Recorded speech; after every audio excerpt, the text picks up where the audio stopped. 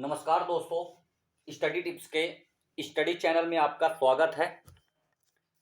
Study tips के study channel में आपका स्वागत है और आज का जो अपना टॉपिक है वह है COP26, जो कि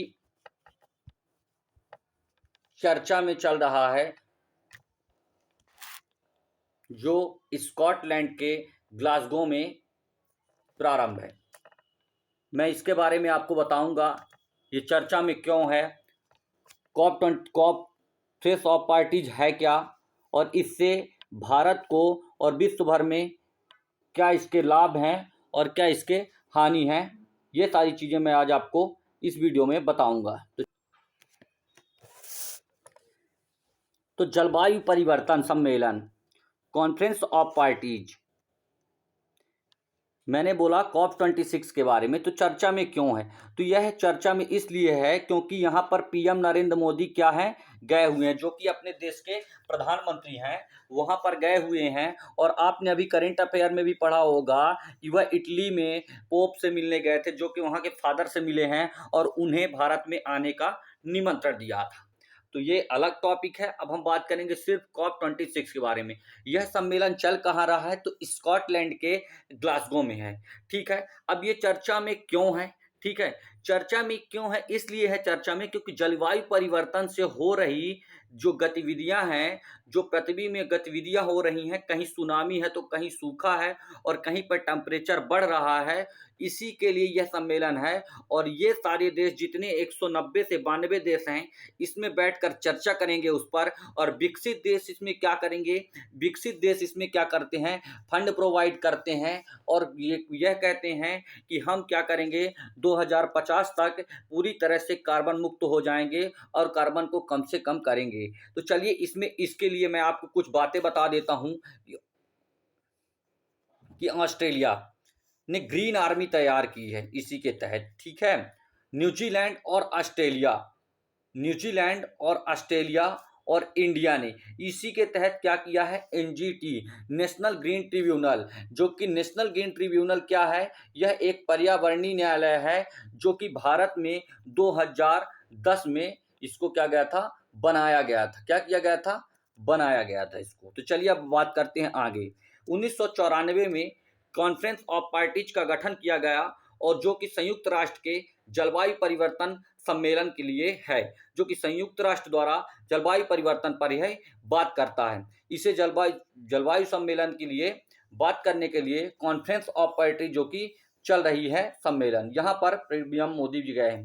COP26 जलवायु परिवर्तन के खिलाफ एक अहम कदम माना जा रहा है, क्योंकि अगर आज हमने इसको कम नहीं किया कार्बन उत्सर्जन को, तो आगे आने वाले समय में हमें भीषण से भीषण क्या है, परिस्थितियों का सामना करना पड़ेगा, जिससे कई जगह भी विश्व में कहीं सूखा होगा तो कहीं भयावह बाढ़ आई होगी। इस तरह की हमको कई समस्याओं का सामना करना पड़ेगा। COP26 जो कि ग्लासगो में चल रहा है, स्कॉटलैंड के ग्लासगो में चल रहा है, जिसमें कहा गया कि पृथ्वी का जलवायु तेजी से बदल रहा है, जिससे विश्व भर में लू, सूखा, बारिश के साथ समुद्र स्तर और बढ़ना और अगले दशक में इसमें काफ़ी ज़्यादा वृद्धि होगी। तो यहाँ से मतलब ये कहना चाह रहे हैं कि जो कि एंटोनियो गुटरस आपको पता ही है क्या है, तो उन्होंने इसमें एक स्टेटमेंट दिया है और इस स्टेटमेंट में उन्होंने कहा है कि अगर आज कंट्रोल नहीं किया गया तो विश्व भर में भारी तबाही आ सकती है। और इस समय पर जो कि आपको पता ही है कि एलन मस्क और वर्ल्ड फूड प्रोग्राम UN के चेयरमैन, इनके बीच में क्या है, ट्विटर पर एक वॉर चल रहा है।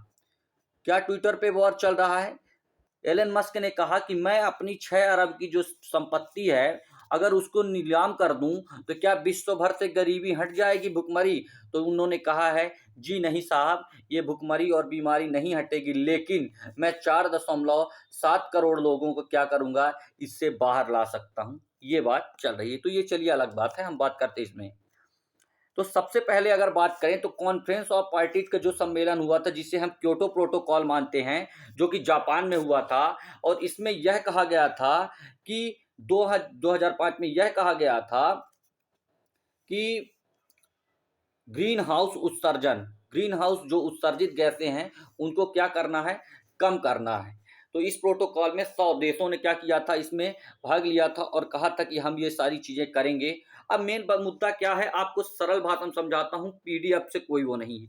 देखिए सबसे बड़ी बात इसमें क्या कह रहे हैं कि हम क्या करेंगे, विकसित होने के लिए। विकसित कैसे होंगे, बिना कार्बन के। तो ये आपको भी पता है और मुझे भी पता है कि ये विकसित जो है बिना कार्बन के पॉसिबल नहीं है। सिर्फ एक ही चीज है जो कि ग्रीन एनर्जी इसको बचा सकती है, ग्रीन एनर्जी इसको बचा सकती है। ठीक है, अब बात करते हैं कि भारत ने कब हुआ था यह कॉप सम्मेलन। तो 2002 में भारत में क्या हुआ था, कॉप 20 जब हुआ था, कॉप 8 जो कि 2002 में हुआ था।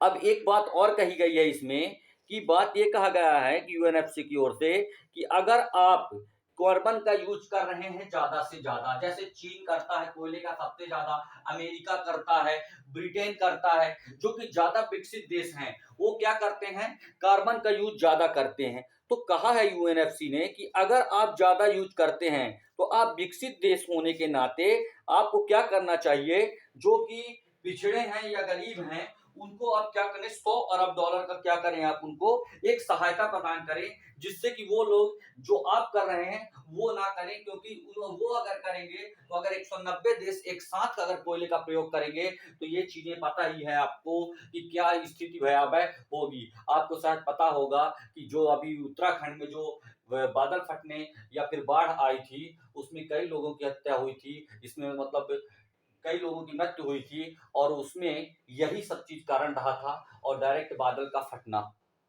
हुआ था। कॉप 26 पेरिस समझौता। तो आप पूछेंगे आप ये पेरिस समझौता क्या है, तो पेरिस समझौते में जब हुआ था तो यह कहा गया था कि आप क्या करेंगे, पेरिस समझौते में कहा था कि हम क्या करेंगे, कार्बन को 2050 की स्थिति तक में हम क्या करेंगे, इसको 1990 की स्थिति में इसको लाएंगे। मतलब जो आज 2021 चल रहा है उसमें जो कार्बन की मात्रा अगर 7% मैं यूज कर रहा हूं तो उसमें क्या बात होगी, हम 1990 को उसमें काम करेंगे। अब भारत के लिए क्यों अहम है ये, तो भारत के लिए बहुत अहम है क्योंकि भारत ने 2015 में ही गुरुग्राम में सोलर एनर्जी के लिए क्या की थी, बात की थी। क्या की थी कि सोलर एनर्जी, इसमें इसके साथ भारत के साथ फ्रांस सम्मिलित था, इंडिया और फ्रांस सम्मिलित था।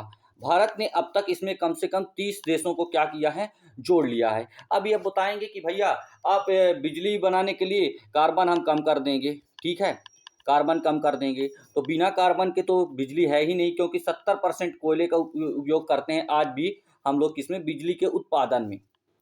तो अब आप मुझसे ये पूछेंगे कि सोलर एनर्जी पर भारत क्यों इसमें दम दे रहा है, क्यों दम दे रहा ज़्यादा, कि जैसे कि आप देखिए यहाँ पे क्या है, जापान है, यहाँ पे इंडिया है और यहाँ पे क्या है, इस तरफ उत्तरी अमेरिका और दक्षिणी अमेरिका है, यहाँ पे चीन और ये सारी चीज़ें हैं। तो जहाँ पहले सूर्य आएगा, मान लीजिए अगर सूर्य यहाँ पे आ रहा है तो हम यहाँ पे सोलर पैनल लगाएंगे और यहाँ से केबल के द्वारा जो है तारों को यहाँ पे जोड़ेंगे, ठीक है, यहाँ पे बिजली आ गई यहाँ से।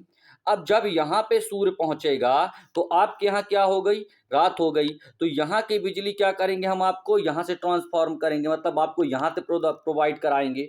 अब यहाँ पे सबसे बड़ी बात है कि अब यहाँ पे जब सूर्य है तो यहाँ सूर्य नहीं है, तो जब यहाँ पे सूर्य है तो यहाँ पर आएगी तो लाइट हम आपको देंगे, जब हमारे यहाँ सूर्य आएगा तो हम आपको लाइट देंगे। भारत इसमें काम कर रहा है और आने वाले समय में 2050 तक भारत सोलर एनर्जी में सबसे ज़्यादा विकसित हो जाएगा और विश्व भर में एनर्जी को बांटेगा। चलिए ठीक है, आज के लिए इतना ही काफ़ी है। हम बात करेंगे नेक्स्ट टॉपिक पर, जो कि यूएनएचआरसी में एक हंगामा हुआ है, यूएनएचआरसी में एक हंगामा हुआ है जिसमें इजराइल के राजदूत ने क्या किया है, यूएनएचआरसी की सालाना रिपोर्ट को क्या कर दिया है, फाड़ दिया है। तो चलिए, आज मैं उम्मीद करता हूं कि मैं आपको कॉप 26 समझाने में सफल रहा। अगर मैं नहीं समझा पाया तो आप मुझे कमेंट करके बताइएगा कि मैंने कहाँ गलती की है और कहाँ नहीं की है। Thank you.